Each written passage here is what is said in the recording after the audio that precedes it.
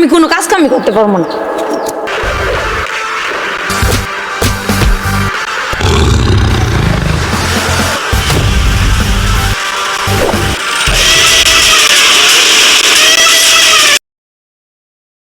তার বাচ্চা তোর আমি মায়ের ফেলাম, আমি যেমনে যেমনে কই তেমনে তেমনে করবি।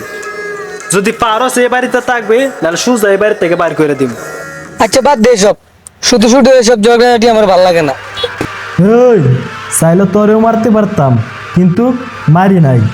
আমি সুহাগ, উপর আল্লাহ ছাড়া আর কাউরে ভয় পাই না।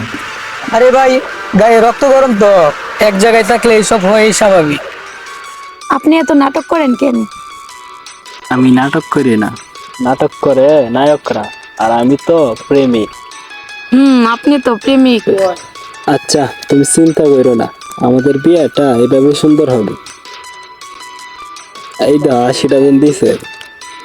বৌমাদের গর্ভবতী তুই জানাস না? যদি বাচ্চার কোনো ক্ষতি হয় তাহলে তুই কি করবি? আব্বা হইছে। আপনি আবার কিসের স্বামী? এই বিলকিসের সাথে আপনি কিসের সম্পর্ক? হ্যাঁ, আপনি আমারে কি মাইরা লাইবেন?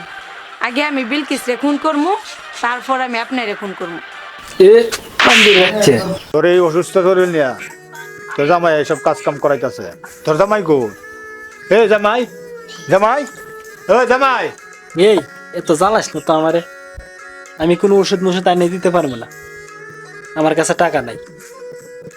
আরে তোমার এই অবস্থায় রাখিয়া আমার তো যাইতে মন চাইতেছে না। আব্বা এই দেখেন আমি ঠিক আছি, আপনি যান আর তাড়াতাড়ি চলে আসেন। ভাই ভাই, আরে রাহান কি হইছে? তুই এমন কথা হচ্ছে?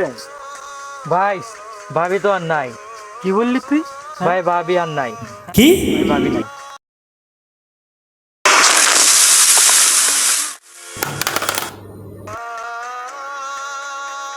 ও আল্লাহ,